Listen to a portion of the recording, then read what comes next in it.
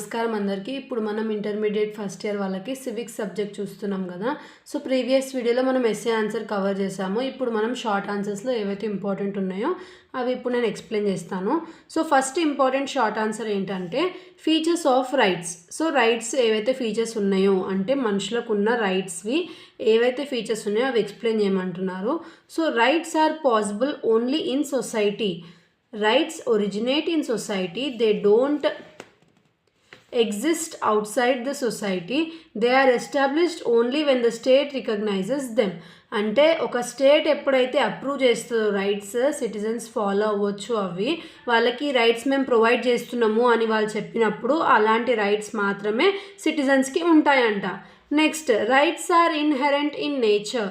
So social contract theory says that rights are inherent in nature, their views are accepted in modern times. So ఏవైతే social contracts theory ఉందో అది ఏం చెప్తుందంట, rights అనేటివి inherent in nature అంట.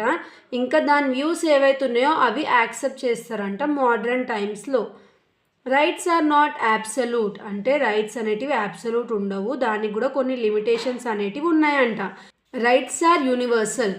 Rights are universal in nature, they are applicable to all without any discrimination. So rights అనేటివి ప్రతి ఒక్క మనిషికి ఉంటాయి, ఎలాంటి డిస్క్రిమినేషన్ లేకుండా అని చెప్తున్నారు.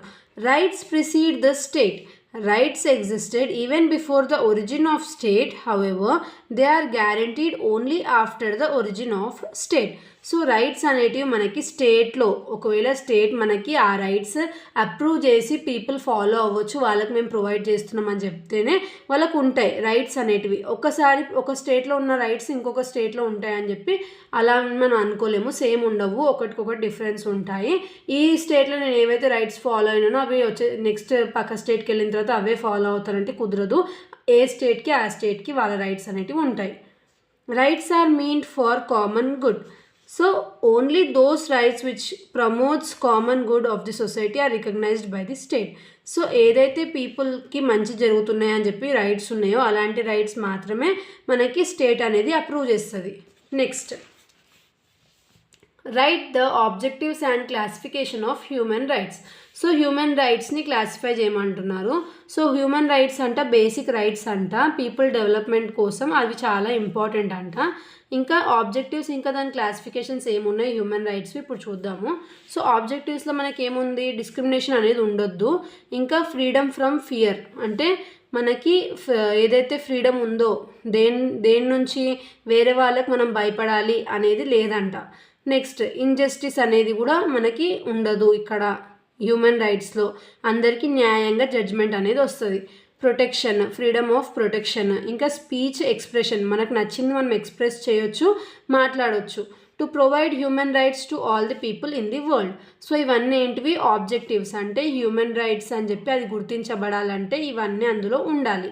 నెక్స్ట్, క్లాసిఫై అవ్వబడినాయి అంటే హ్యూమన్ రైట్స్ ఎన్ని టైప్స్గా, 2 కేటగిరీస్గా, civil and political rights, economic, social and cultural rights. So సివిల్లో మనకి ఏమున్నాయి, రైట్ టు లైఫ్, అంటే బతకడానికి, ఇంకా బానిసత్వం నుంచి మనము విముక్తి పొందడానికి, ఇంకా లా ముందు అందరూ ఈక్వలే, చట్టం ముందు అందరం ఈక్వలే అని చెప్పి, ఇంకా ఏదైతే ప్రాపర్టీ ఉందో దాని రైట్ కూడా మనకి ఉంటుందంట సివిల్ రైట్స్లో. అదే పొలిటికల్ రైట్స్లో మనకు నచ్చింది మనం మాట్లాడవచ్చు, ఎక్స్ప్రెస్ చేయొచ్చు, ఇంకా మనకు నచ్చిన వాళ్ళకి ఓట్ వేయవచ్చు, మనం కూడా ఎలక్షన్స్లో పార్టిసిపేట్ చేయొచ్చు, మనకు ఎవరైనా రాంగ్ అనిపిస్తే మనం వాళ్ళని క్రిటిసైజ్ కూడా చేయొచ్చు అంట. Next, economic, social and cultural rights. So economic రైట్స్లో మనం పని, అంటే మనకు పని కావాలని హక్కు అనమాట అది మనకి. నెక్స్ట్, ఈక్వల్ పేమెంట్, అంటే ఇప్పుడు మనము ఇంకొక పర్సన్ ఏ ఇంకా బి ఉన్నారు, ఇద్దరు సేమ్ వర్క్ చేస్తున్నారు అనుకోండి, ఈ పర్సన్కి 10K ఇచ్చి ఈ పర్సన్కి 5K ఇస్తే మనకు అడిగే రైట్ ఉంటుంది. ఇద్దరం చేసే సేమ్ పని, ఇద్దరికి సేమ్ లెవెల్ ఆఫ్ క్రియేటివిటీ ఉంది, ఇద్దరం సేమ్ హార్డ్ వర్క్ చేస్తున్నాం, నాకెందుకు తక్కువ అని చెప్పి అడిగే రైట్ కూడా మనకు ఉంది. Next, social rights, right to education, ఎంత చదువుకోవాలనేది మన ఇష్టము, మన హెల్త్ కూడా మన ఏదైతే రైట్ ఉందో దాని ప్రకారము మనం దానికి ఏమైనా క్వశ్చన్స్ రేజ్ అయితే మనం రేజ్ చేసుకోవచ్చు.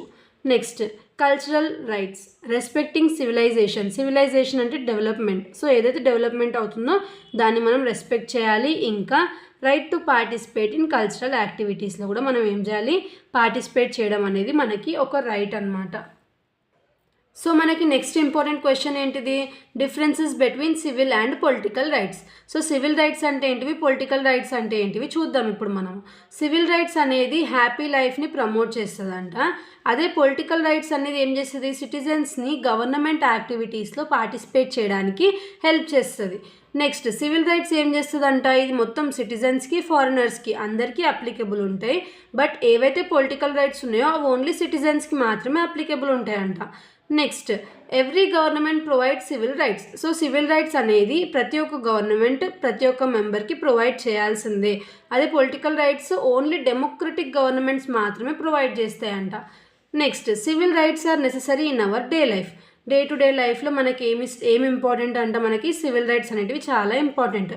పొలిటికల్ రైట్స్ అనేటివి మనకి necessary to choose the government and become part of government. Political rights అనేటివి మనకి నెససరీయే, ఎందుకంటే మనం ఎలెక్ట్ చేసినప్పుడు మనం ఎవరైతే పర్సన్ కావాలని మనం చూస్ చేసుకుంటున్నామో దానివల్లనే మన నెక్స్ట్ మొత్తం లైఫ్ అనేది నడుస్తుంది. కాబట్టి మనకు మంచి పర్సన్ ఎవరైతే అనిపిస్తారో వాళ్ళనే ఎలెక్ట్ చేసుకోవాలని చెప్పి చెప్తున్నారు.